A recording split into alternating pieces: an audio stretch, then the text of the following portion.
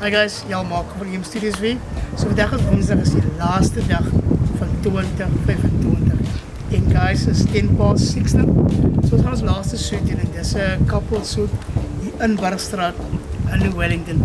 Ek is excited vir die ene because hierdie street shoot is full of greenery, full of huise met diepte, met karakter.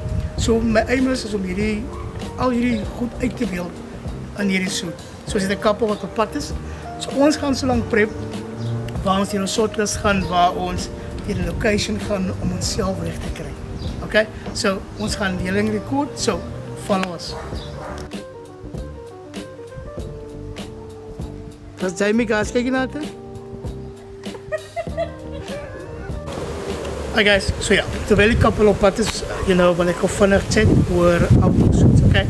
So soms maak ons 'n mistake om enige tyd van die dag te skiet, maar ek dink vir my of die habit wat ek aangekleef het is om spesifiek te wees op wanneer ek my shoots doen. En ek opt baie of laat namiddag na sunset se kant toe, obviously want jy jaag die golden hour. Ek weet soms is dit moontlik nie, want couples het goed wat hulle wil doen en wat hulle wil gaan, but as jy die beste tipe lig soek, val as jy net so light gaan. So ons gebruik 'n combination of natural light and artificial beligting, off-camera flash. So, but ja, opt vir die beste tyd van die dag.